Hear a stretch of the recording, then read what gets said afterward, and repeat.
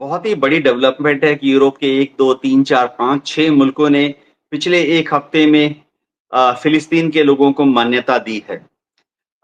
इसका ज़मीन पर प्रैक्टिकल असर ये पड़ेगा कि इन सब देशों में अब फ़िलिस्तीन के जो नुमाइंदे हैं, वो अपनी एम्बेसी खोल पाएँगे।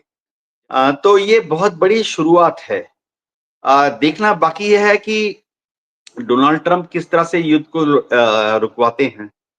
अभी भी 7 अक्टूबर होने में समझिए 2 हफ्ते बाकी हैं। जो मुझ तक इत्तला है वो ये कि टैंक जो है वो गजा के अंदर दाखिल नहीं हो सके।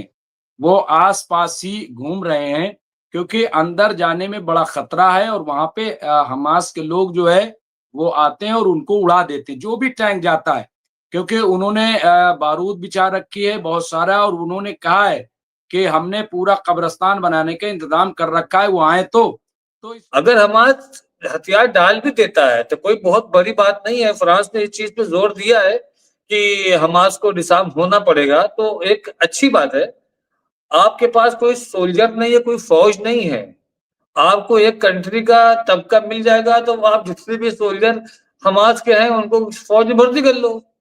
आपको एक सिंबॉलिक चीज बताता हूं मैं कि हमारे यहाँ भगत सिंह ने असेंबली में बम क्यों मारा। वो इसलिए मारा कि उनकी आवाजें सुनी नहीं जा रही थी। उन्होंने अपनी आवाज को विश्व स्तर पर उठाने के लिए असेंबली में बम मारा। अंग्रेजों को खत्म करने के लिए नहीं मारा कि अंग्रेज खत्म हो जाएंगे इससे, सिर्फ मेरी आवाज सुनी जाए। वो अपनी आजादी के लिए लड़ रहे थे। वही स्थिति हमास की थी। हमास के लोगों का इतने सालों से कत्लेआम हो रहा है।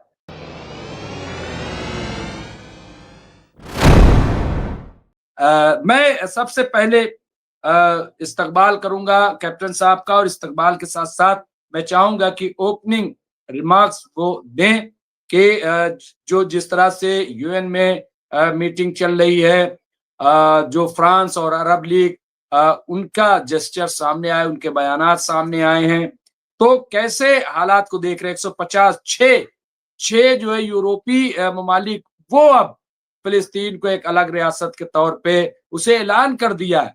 एफिल टावर पे झंडा फहराया गया। इसके साथ साथ ब्रिटेन ने अपना नक्शा बदल दिया। यानी एक बड़ी डेवलपमेंट, जैसा कि आप कहते हैं कि बड़ी खुशाइंद। कैसे देख रहे हैं इस बदलते हुए हालात को? क्या क्या इम्पैक्ट हो रहा है कैप्टन साहब? जी हाँ, शुक्रिया डॉक्टर रिज़वी। बहुत ही बड़ी डेवलपमेंट है कि यूरोप के 1, 2, 3, 4, 5, 6 मुल्कों ने पिछले 1 हफ्ते में फ़िलिस्तीन के लोगों को मान्यता दी है। इसका ज़मीन पर प्रैक्टिकल असर ये पड़ेगा कि इन सब देशों में अब फ़िलिस्तीन के जो नुमाइंदे हैं, वो अपनी एम्बेसी खोल पाएँगे। जैसे कि भारत में भी दिल्ली में चाणक्यपुरी में फ़िलिस्तीन की एम्बेसी है। और रेसिप्रोकल जेस्चर्स में भविष्य में जब भी मौका मिलेगा, तो ये देश भी फ़िलिस्तीन का जो राजधानी बनेगा, वहाँ पर अपनी एम्बेसी खोल पाएँगे। अ, आज बड़ी डेवलपमेंट में मैं ये भी आज कह सकता हूँ कि डोनाल्ड ट्रंप ने फिर से बयान दिया यूएनजीए के फ्लोर में कि वो चाहते हैं कि यह युद्ध जल्दी से जल्दी बंद हो जाए और उन्होंने एक खाका दिया है।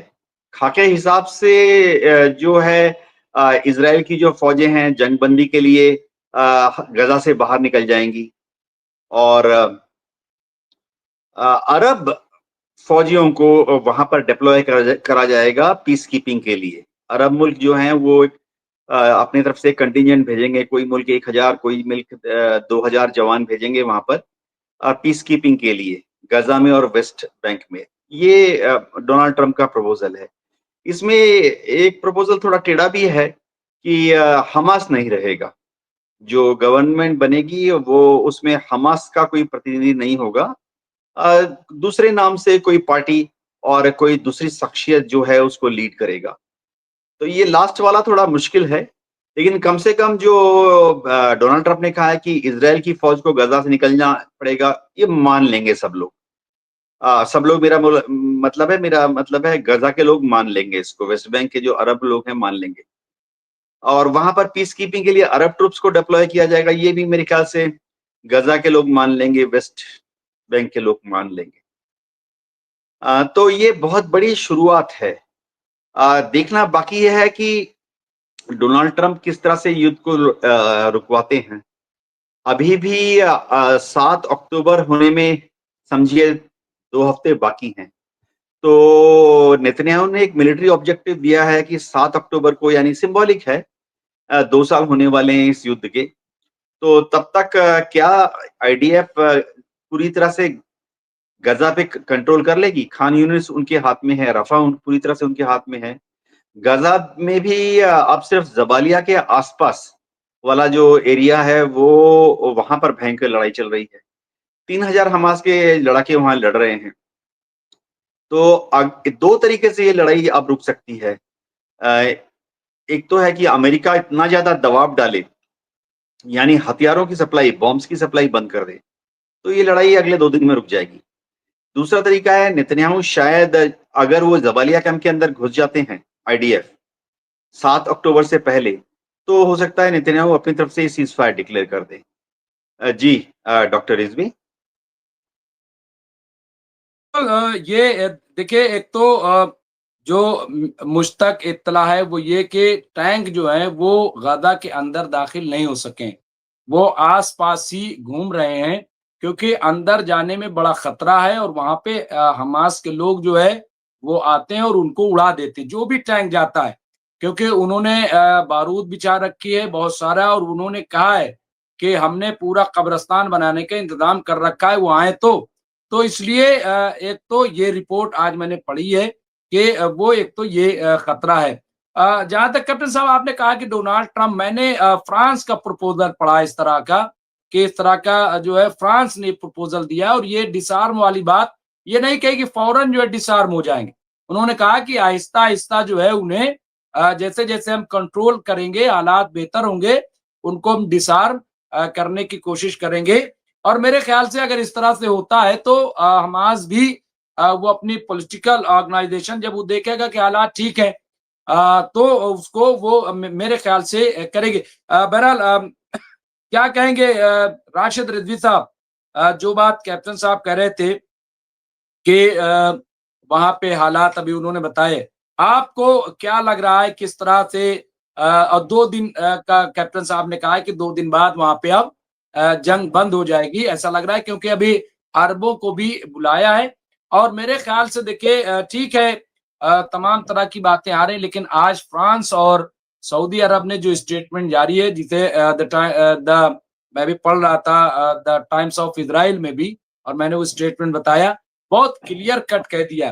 क्या क्या दिखाई दे रहा है? क्या वाकई 2 दिन बाद या इस हफ्ते जो है ये जंग रुक जाएगी, कत्लेआम रुक जाएगा?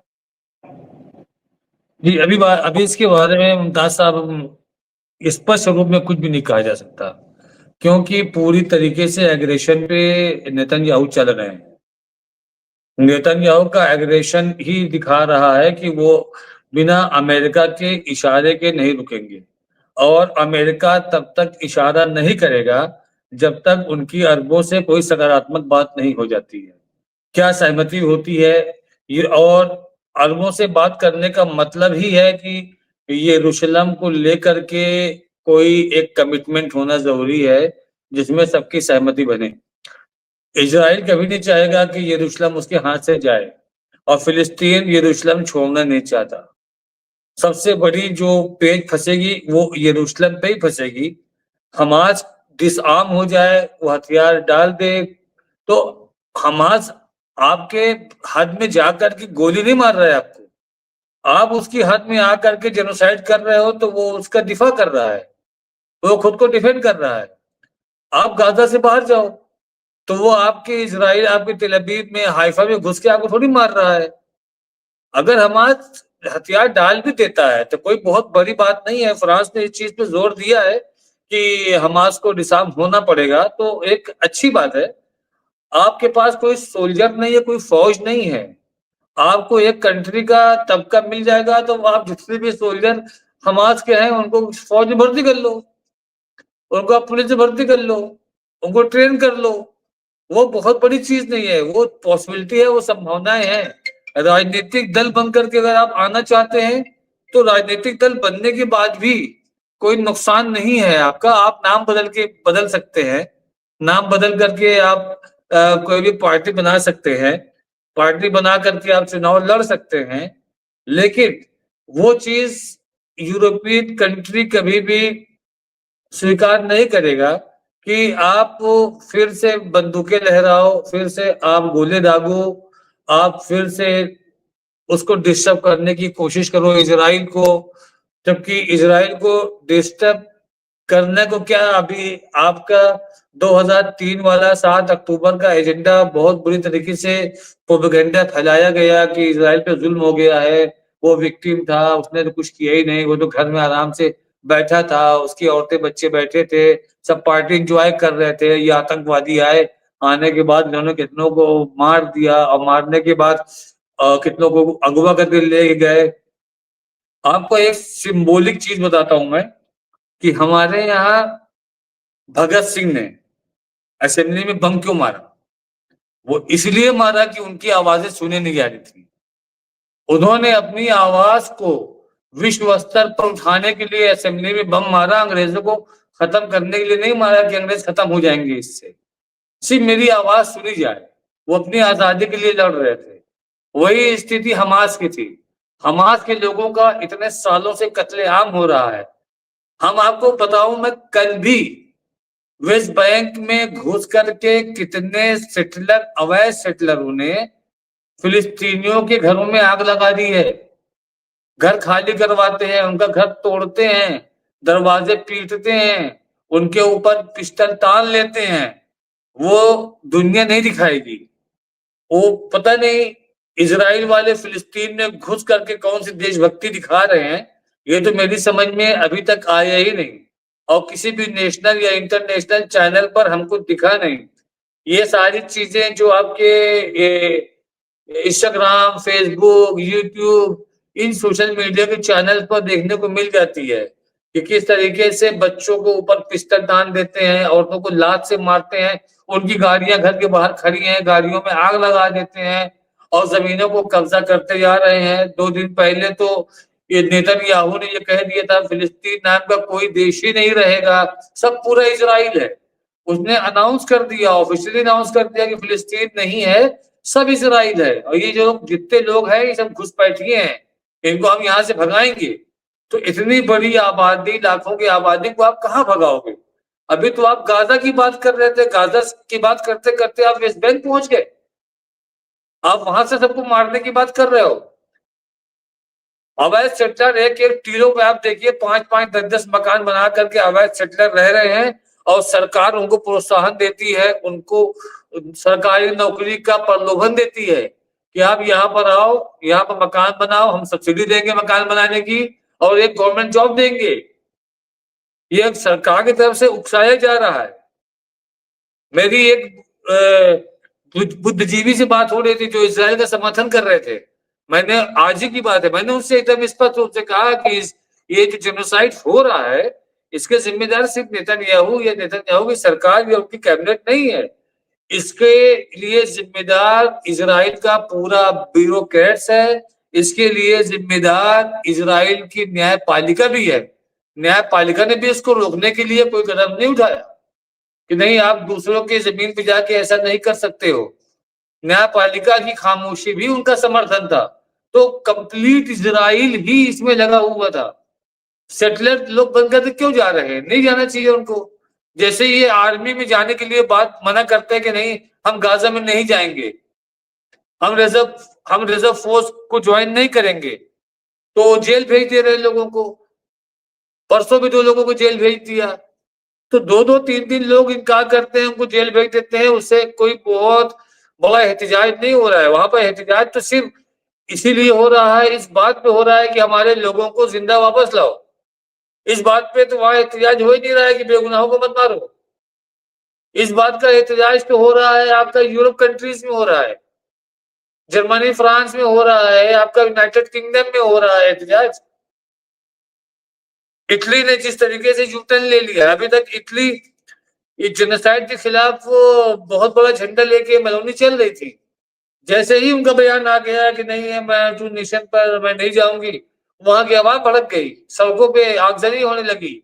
जबकि आगजनी का समर्थन नहीं किया जा सकता है। हिंसक उपद्रव करना, हिंसक होना, अपनी चीजों का, अपने देश का नुकसान करना, इसका समर्थन नहीं कर सकते। आप जैसे रोम में हुआ था, रोम में लोगों ने खामोशी से एहतजाज किया है, लोगों ने रैली निकाली है, और ये लगता है कि अक्टूबर आते आते इटली भी शायद अपना स्टैंड चेंज करे।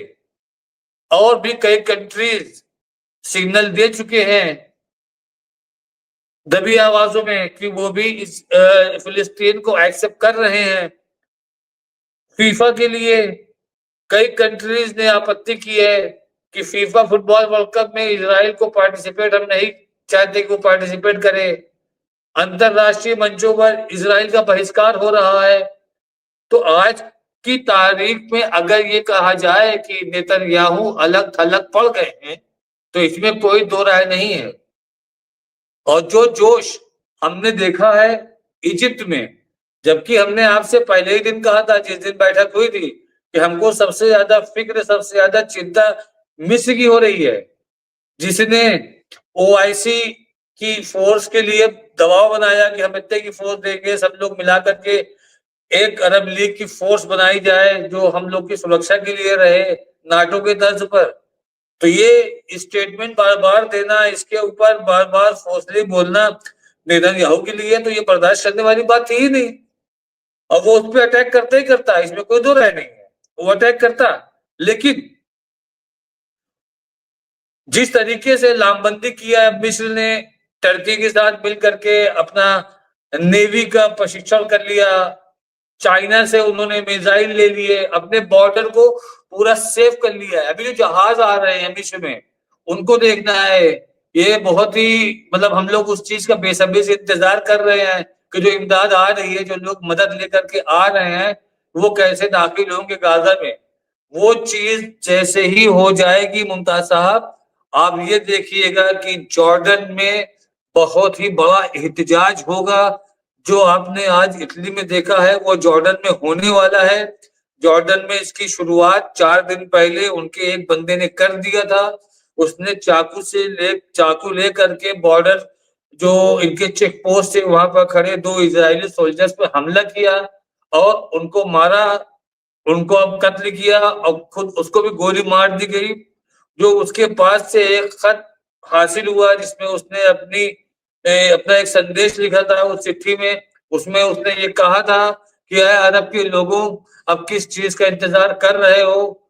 क्या तुम नहीं चाहते हो? क्या तुम ये चाहते हो कि बारी बारी फिलिस्तीन की तरह तुमको भी तबाह कर दिया जाए? क्या तुमको फिलिस्तीन के बेगुनाह बच्चों की आवाजें नहीं सुनाई दे रही हैं?